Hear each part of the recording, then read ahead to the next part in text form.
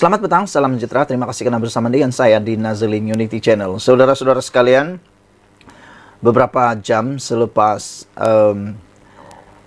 insiden pesawat Malang terhempas berlaku di Malaysia yang turut membabitkan seorang exco, hari ini kita dikejutkan dengan satu pendedahan luar biasa daripada juruterbang yang terlibat dalam nahas tersebut. Hari ini dipetik daripada Harapan Daily, juruterbang dah rasa sesuatu akan terjadi, tiba-tiba beri nombor isteri kepada rakan. Rupa-rupanya ini yang berlaku beberapa hari, beberapa waktu sebelum insiden Malang itu berlaku. Sebelum kita teruskan berita dan juga ulasan serta perkongsian pada pagi ini, titipkan juga doa anda untuk semua mangsa yang telah terlibat dalam nahas pesawat Malang ini. Semoga semuanya menjadi dipermudahkan. Juruterbang pesawat Beechcraft Premier 1 yang terhempas di Elmina, Shah Alam semalam, seolah-olah sudah merasakan akan ada sesuatu yang terjadi kepadanya. Ini selepas mangsa berusia 42 tahun itu tiba-tiba berkongsi nombor telefon istrinya kepada rakannya minggu lalu.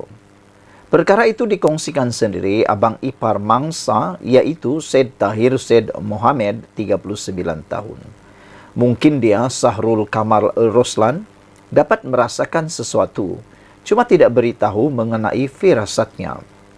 Alhamdulillah, semalam Halim, rakan Allahyarham yang diberikan nombor telefon itu, orang pertama diberitahu mengenai nahas terbabit. Katanya dipetik berita harian ketika ditemui di luar Jabatan Forensik Hospital Tengku Ampuan Rahimah HTAR hari ini.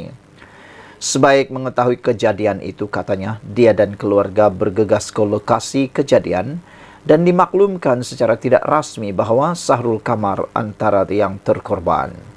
Syed Tahir berkata adiknya yang juga isteri kepada arwah sudah pun membuat pengecapan ke atas jenazah mangsa di Jabatan Forensik HTAR.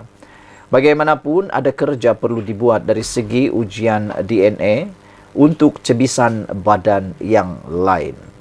InsyaAllah segala urusan mandi dan solat akan dilakukan di HTAR sebelum dibawa ke rumah ibu bapa arwah di Taman Melawati dan dikebumikan di tanah perkuburan Klang Gate selepas solat Jumaat, katanya lagi.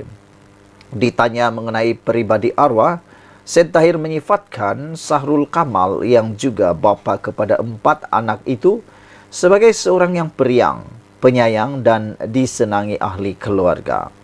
Dia juga dikenali sebagai comel dalam kalangan ahli pilot juruterbang dan sangat cekap dalam pengendalian pesawat. Tetapi sudah takdirnya terkorban dalam nahas terbabit, katanya lagi.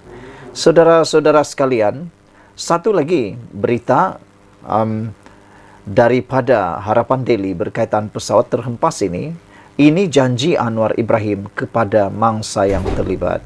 Akhirnya, Datuk Seri Anwar Ibrahim, Perdana Menteri Malaysia, buka suara. Anwar Ibrahim mengatakan bahawa kerajaan sedia memberikan bantuan untuk meringankan beban waris mangsa. Kita ucapkan terima kasih sabas kepada Perdana Menteri kita, Datuk Seri Anwar Ibrahim, kerana dengan begitu cepat dan tangkas memberikan bantuan dan menghulurkan bantuan kepada semua mangsa yang terlibat, keluarga mangsa yang terlibat. Kerajaan bersedia menghulurkan sebarang bentuk bantuan kepada keluarga mangsa yang terlibat dalam nahas pesawat di Elmina, termasuk pengurusan jenazah dan bantuan keuangan kepada waris mangsa. Perdana Menteri Datuk Seri Anwar Ibrahim berkata, ini bagi mengurangkan beban ditanggung keluarga waris khususnya yang tidak mempunyai pekerjaan tetap. Sekarang ini kita berikan bantuan diperlukan untuk urus jenazah dan apa saja bentuk bantuan, terutamanya kepada waris mangsa yang tidak mempunyai pekerjaan tetap. Saya mohon keluarga terus bersabar. Tiada siapa yang boleh jangka kemalangan berlaku. Kerajaan akan bantu untuk ringankan beban waris, katanya ketika lawatan ke Jabatan Forensik Hospital Tengku Ampuan Rahimah, Klang. Terdahulu dilaporkan 10 individu maut dalam insiden pesawat ringan terhempas di Lebuh Raya Gatre dekat Elmina. 8 daripadanya adalah penumpang dan kru pesawat. Manakala 2 lagi mangsa adalah pemandu sebuah kereta dan penunggang motosikal yang kebetulan lalu di lokasi kejadian. Operasi kini tertumpu kepada mencari cebisan badan mangsa yang masih tertinggal di mana proses pencarian sudah 95% selesai apabila semua 10 mayat mangsa ditemui. Dijangkakan laluan utama di persiaran Elmina yang ditutup lagi operasi akan kembali dibuka kepada orang awam hari ini. Semoga semuanya berjalan lancar. Kita jumpa lagi. Bye-bye. Selamat pagi, salam sejahtera. Terima kasih karena bersama dengan saya di Nazilin Unity Channel. Ini satu kejutan paling besar berlaku di Parlimen.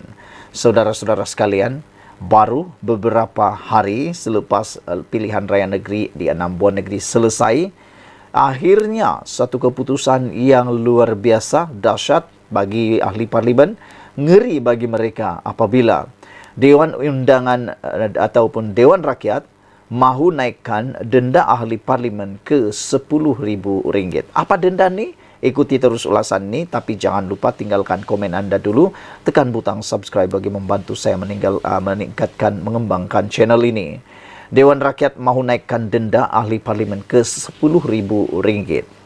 Johari Abdul berkata pihaknya sedang berusaha agar denda maksimum yang boleh dikenakan ke atas ahli Dewan Dewan Rakyat yang melakukan kesalahan dinaikkan daripada RM1,000 kepada RM10,000.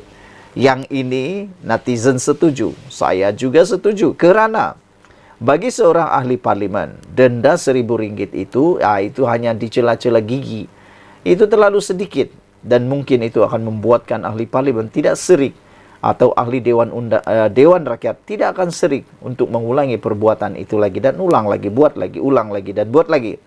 Tapi dengan penambahan atau menaikkan denda kepada RM10,000 ini, sekurang-kurangnya ia akan dapat menakutkan dan menghalang ahli Dewan Rakyat untuk mengulangi perbuatan atau kesalahan tersebut. Menurut Speaker Dewan Rakyat, itu langkah tersebut boleh dilakukan melalui pindaan Akta Majlis Parlimen Keistimewaan dan Kuasa 1952. Melalui pindaan itu katanya, seseorang ahli Dewan Rakyat yang membuat atau bertindak melanggar peraturan Parlimen boleh dikenakan denda selain digantung tugasnya. Kami bertindak supaya akta ini dilaksanakan dan memastikan setiap ahli Parlimen menyumbang kepada kemajuan negara, katanya dalam ucapan perasmian Majlis Syarahan Parlimen Siri 3.0 membina sebulan negara melalui pembaharuan di Kuala Lumpur malam tadi. Turut hadir Menteri di Jabatan Perdana Menteri Azalina Othman dan bekas Speaker Dewan Rakyat yang pernah berkhidmat sebagai Hakim Mahkamah Rayuan Muhammad Arif Ahmad Yusof. Johari berkata dia turut berharap agar Akta Perkhidmatan Parlimen akan dikembalikan semasa dia memegang jawatan sebagai Speaker.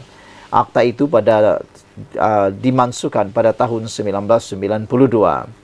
Sementara itu, Azalina menekankan bahawa kehadiran ahli Parlimen yang buruk di Parlimen perlu diketengahkan segera dan dianggap sebagai sesuatu yang membimbangkan negara. Bukan saja membimbangkan negara, tetapi netizen mula mengeluh. Kata mereka, ahli Parlimen yang jarang-jarang hadir ke Parlimen, walaupun tidak ada alasan yang kukuh, mereka kata mereka ini makan gaji buta. Netizen juga mengecop mereka sebagai orang yang ponteng. Bayangkan, kata mereka, kalau ahli Parlimen ini adalah seorang pekerja awam dan mereka tak datang kerja, tak datang mesyuarat, apa yang akan jadi, kata mereka? Pastilah kena beri surat tunjuk sebab dan yang lebih teruk lagi mungkin akan diberikan tindakan tata tertib. Jadi itu yang menjadi persoalan daripada netizen. Dan mereka juga kata kalaulah mereka ini murid sekolah, lama tak hadir, daripada 10 perjumpaan hanya hadir satu kali, mereka sudah tentu akan dibuang atau digantung sekolah. Bagaimana dengan ahli Parlimen, kata mereka lagi. Jadi betullah apa yang dikatakan oleh Azalina ini bahawa kehadiran ahli Parlimen yang buruk membimbangkan negara. Selain daripada tindakan yang lebih tegas terhadap ketidakhadiran ahli Parlimen, Hasilnya juga menggalakkan agar lebih banyak penyertaan awam supaya rakyat mempertanggungjawabkan ahli parlimen masing-masing. Saudara-saudara sekalian, pada pendapat saya, tugasan ahli parlimen yang paling utama ialah hadir di dalam majlis persidangan parlimen. Kalau tidak ada tugasan rasmi, harus hadir di sana karena itulah tugas utama mereka. Tugas hakiki mereka ialah hadir dalam persidangan parlimen bagi membentuk dasar, bagi meluluskan sesuatu dasar, dan yang paling utama, membincangkan masalah rakyat dan mau menangani, mencari penyelesaian. Tapi tak tahulah, pada pemerhatian Anda, siapakah orang yang paling tegar sekali ponteng ini? Anda tentu tahu kan? Tolong senaraikan dalam ruangan komen. Siapakah ahli parlimen yang terkenal paling tegar, ponteng tegar di parlimen? Sekian dulu, ikuti terus ulasan selepas ini.